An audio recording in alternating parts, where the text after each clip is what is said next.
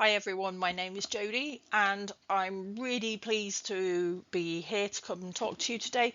I'm really sorry that I couldn't come in person. I was really intending to come, but then I signed up for a conference and completely forgot what date I'd booked. So here we are. I'm going to make it look like I'm actually here in the room, like I've joined live on Teams. I don't know whether that'll actually come out like that, but let's see. Anyway, I've been asked to come and talk to you about the research I'm doing. I've just come back to Leeds Beckett and started a Master of Research looking at the lived experiences of neurodivergent speech language therapists. So I'm going to start by telling you my story of how this came to be. When we do teaching and training in our jobs as speech and language therapists, it can be really helpful to tell stories. These are the things that people remember, especially when they can relate to that story. So I've got a little picture of a duck here. This is just a little representation of me taking the plunge and doing a piece of research that I wanted to do for a really long time. So next slide. Nope, not that one. So as I said, my name is Jodie Simpson. I'm a speech and language therapist. I'm currently working around about a band 7. I graduated from Leeds Beckett in 2015 and I currently work in mental health and learning disability sectors. That's both children and adults, and it's also in the private sector, although I might have been made redundant by the time you actually see this. So we'll see. I don't know where I'll be working by the time I'm talking to you. But before I graduated in 2015, I was a French teacher for 15 years before that. Yes, I know everybody says I don't look that old, but I am. So a little bit more about me. I have many intersecting identities. We all have intersecting identities that influence how we see and understand the world and interact with the world around us. I am an autistic speech and language therapist. I have ADHD and complex PTSD. I would consider myself neuroqueer. And at school, I was at bottom of the class in primary school, but I ended up getting a first class degree. Turns out I was clever. But as an autistic person with ADHD, my head is always buzzing and it notices many details and it doesn't filter any of it out. It's constantly thinking and analysing and finding wonderful patterns in the most unlikely places. And these details make my brain light up and it glows with a hum of joyful activity. But it also gives me a huge strength in the job that I do as a speech and language therapist, because I can see those patterns and I can connect with people who are like me, who are also autistic.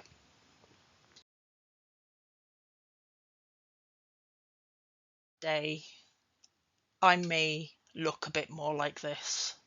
My head spirals into a pit of despair and I have so much noise in my head I can't concentrate in the office. So I have to work at home. And it makes it really hard to do my job. But I'm very lucky because I have an employer now who's supporting me really well. But you might be wondering why I'm telling you this. I'm telling you this because our journeys into research or into activism often starts with our stories. Now my story is a bit like this little duck. I knew that I was different, but I often felt like I was disordered, and I had a lot of dark moments in the margins of normality, which included being rock bottom failures, but also breakthroughs and light bulb moments. Actually, one of the light bulb moments that I had was at the RCSLT conference last year, and I was listening to members of different diversity groups, so the anti-racism group and the LGBT group, and I was also speaking myself. But one thing I realised is that we all had something in common, that even though we were grouped at different intersections on the margins, we all lacked a sense of belonging in the profession of speech and language therapy. And that's kind of something that grabbed my attention, and I want to understand why. Why do we feel this way when a lot of our peers do feel like they belong? In fact, when we were doing our degrees, a lot of us felt like, yes, this feels right for us. But then when we went into the workplace, things were not as we were expecting.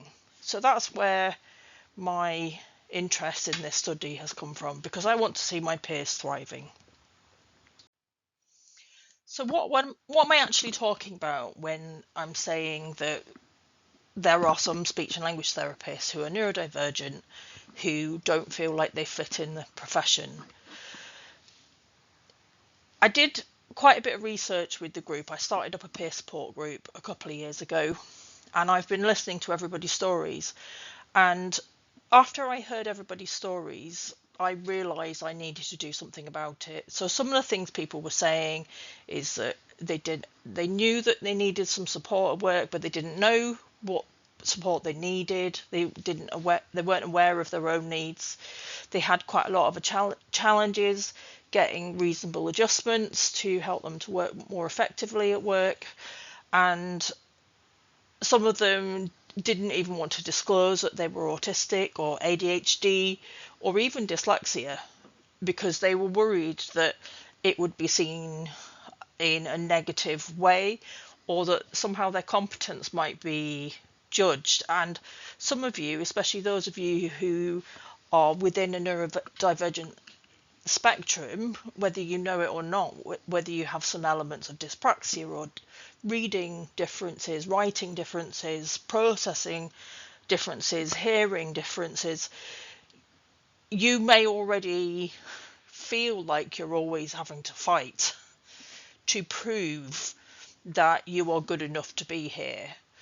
And consequently that's impacted on recruitment and retention, because we actually find it more difficult to get jobs, because we are so nervous in interviews, because we're constantly worried about how people will perceive us, and it has a massive impact on our mental health as a group. So I wanted to find out what was going on. So I did a poll in our peer support group. We have 365 members now. But I polled the group and I asked them if they'd ever considered leaving their job because of their neurodivergent needs weren't being met. And unfortunately, 93% of students had said they considered leaving their course because it felt so difficult, and 88% had said that of speech language therapists actually had said that they were considering or had considered leaving a job or had already left a job because their needs weren't being met. And one thing that was really striking was the number of people who actually said that they had downgraded their role. So they might have gone up to like band 6 or band 7, but then had been forced to go to downgrade to a lower banding or assistant roles, or they'd gone down to part-time hours, which obviously has a big economic impact on them, on how much they're bringing home, how much they're able to earn. Now, to me, this didn't feel right, so I wanted to find out more. So what did I do next? Okay, so this happened. I approached the RCSLT and said, I just wrote an email and said, I need to talk to you about what's happening with neurodivergent speech language therapists, and because it's a bit shocking and I think we need to do something about it. So I went to RCSLT and did a presentation to the Disability Working Group, and they were so shocked by the things I just told them that they asked for myself and another speech language therapist called Polly to do the presentation to the Board of Trustees. So this is a picture of the Board of Trustees, and there's little me. I was so nervous. thinking, oh my goodness, that's the CEO of the RCSLT and the chair, and this is the entire board. This is the RCSLT. And I was like, oh my goodness, what is happening? But they were equally as shocked. So one thing led to another. When I did the presentation, I actually made some suggestions, and I felt, in fact, actually, I'd asked the peer support group what they felt was needed, and they said, actually, we'd like some guidance, and some, like a toolkit to help us to understand what we might need, what we can ask for, and to help them to problem solve. So RCSLT said, yes, you can do them, and we will publish them for you. So that's what we did next. And some of you may be aware of some guidelines for supporting neurodivergent SLTs. It's available on RCSLT's website. If you're not a member of RCSLT, please do become members, because it's your liability insurance, and they are a great support, and we need to be supporting them as a profession. So since that time, I've been doing quite a lot of activism. I've been doing a lot of public speaking. One of the things I like to encourage people to do is small acts of allyship. Now, when I do it, it's called small acts of activism, because I can't be an ally to myself. No, or can I? No, I can be an ally to myself too. But what I do is I try to normalise some of those things that are that traditionally have been seen as different. Like, we've all went to school and seen other people with little fidgets, and teachers are like, stop fiddling, because if you're fiddling, you're not paying attention. It's rubbish. We know it's rubbish. We know that fiddling with a piece of blue tack or twiddling with your hair helps you to concentrate, or tapping on a desk. Some of you like listening to music when you're working. It helps you to study, whereas other people need it to be really quiet. Let's normalize that actually we're all different, and that if somebody needs to use fidget tools, then that's brilliant. What I do now is, whenever I deliver training, even when I've been to big conferences, I take this massive bag of fidget tools and I say, right, help yourselves. Get up, walk around, do what you need to feel comfortable, and to help, whatever helps you engage. And I've got like fidget tools in my pockets, and I'm like, leading by example. And I do this with my clients as well. Whenever I have like children and adults, I just take a big bunch of, again, I take my big bag of fidgets and say, right, we can fidget with these while we're playing. I need them. I like to fidget. So they're going to be here. You're welcome to share them with me. And actually, it's a really great way to help people feel more comfortable. So how do we get started with our research then? It starts with our research questions, and it might be that we have questions. Here's some examples of, the questions that I had when I first started my project. Those have moved on and developed a little bit more now, but we start off with research questions, and often it's based on, if we're working with children with language disorder, for example, there might be something within that field that you start to notice.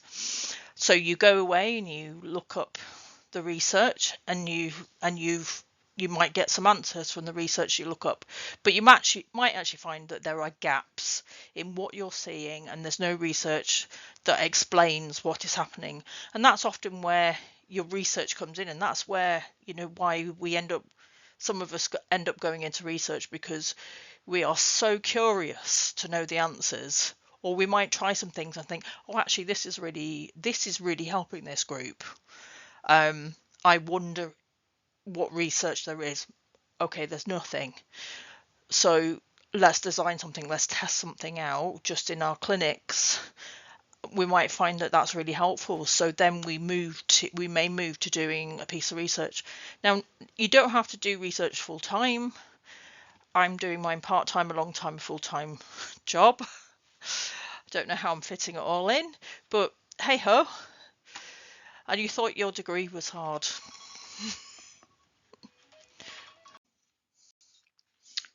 Oops, I can't see my slides. I'll have to move my face over before I send this out to you.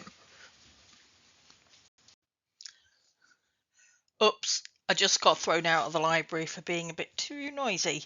Never mind.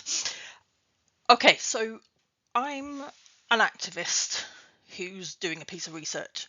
So it's actually really important for me to do this as a community-based participatory research.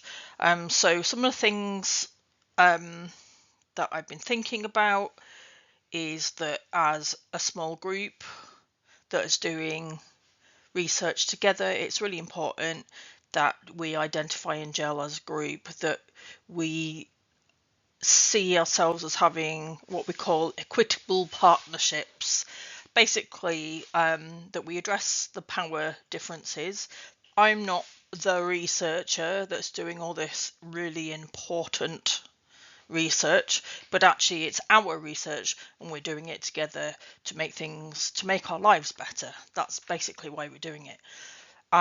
So it's really important for me, it's part of my value system then, to be able to help the group to learn and to grow together, and to have common goals and decide how we're going to do the research and why we're doing it, and making sure that anything that we do discover then is kind of recycled back into the activism that we're doing. So I've been doing quite a lot of reflecting and thinking about how power and privilege kind of present itself in a research situation. And I found this really helpful table that which I'm showing here, that kind of shows how there are different levels of participation in any research. So right at the bottom, you've got doing therapy to people in some way, for example, or manipulating a situation. And then the participants aren't really active participants, they're just there, and you may be observing or taking recordings and data from them, but they're not active in any way. They have no say on what's going to happen to them, or how that is interpreted. Then you have, in the middle section, you've got different levels of tokenism.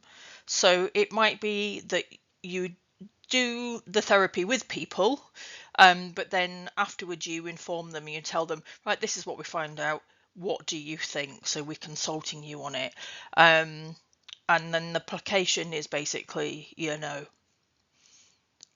okay, so we hear you, that you may have a different opinion about what the interpretation is, and we may incorporate that into, we may or may not incorporate that into our research.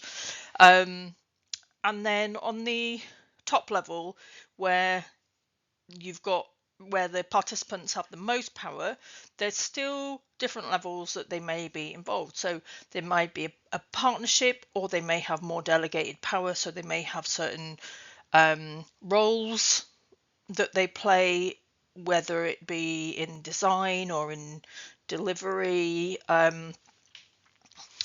or in some of the analysis together, or you just hand it right over and say, right, you're in charge. Well, I'm what's called an insider researcher. So I'm researching myself and my peers. So in my research, it's really important for me that I am also a participant in my own research, because I feel like that's my way of addressing some of the power differences, by saying, well, actually, my data is important too, but your data is equally important. So, and because I'm part of this group anyway, then essentially we've got control.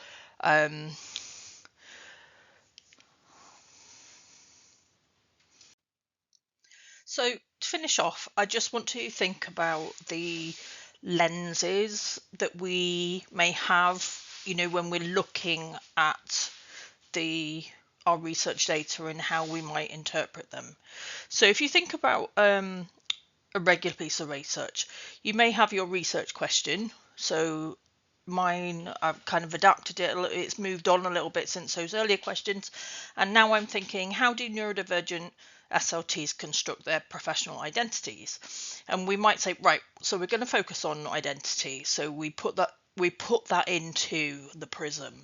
And then, and the prism is the neurodivergent SLTs. So let's look at, if we put professional identity and look at that through the prism or the lens of neurodivergence in the SLT profession, then what we'll get at the other end is this range of experiences. So one person has a red experience and they might not be very happy with, whereas at the other end of the spectrum they might be doing, however, or it might be, this is helpful, that's not helpful. You facilitate barriers. So this is kind of like how maybe a traditional piece of research might be done. You put a lens through and you kind of like record your data, and you might kind of put it into different categories or zones or themes, we might call them. Okay, so with my research, I'm doing something called diffraction methodologies, which is a little bit more complicated than this. Okay, so I'm thinking about, like, say I ask all my participants about, how they experience being a neurodivergent SLT and how they've developed their professional identity. And instead of just describing the different categories, I kind of look at the categories in another way. So here I've got all the same, I've got all those colours, and I'm looking at them in a different way. Now, when I look at them in a different way, I take a different cut, if you like, that I might find some things that I was expecting. So if I put red and blue together, we usually get some kind of purple.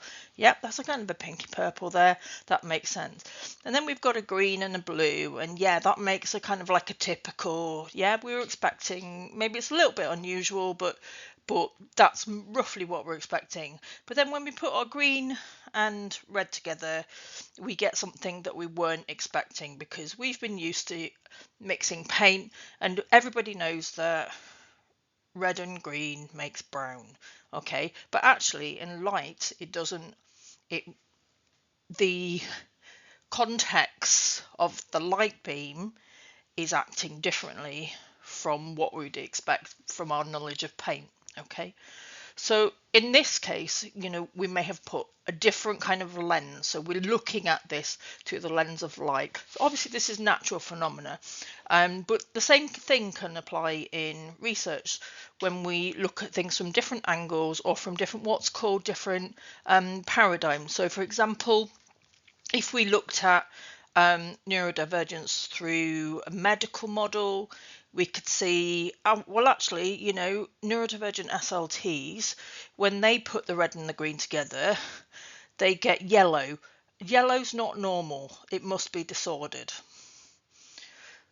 But if we look at it through what's called the neurodiversity paradigm, that says, actually, what we're seeing here is something different. Okay, these two colours are behaving in an atypical way, maybe an unexpected way. It's not disordered because it's just a natural thing that's happening in the light, so we can't argue with biology and physics.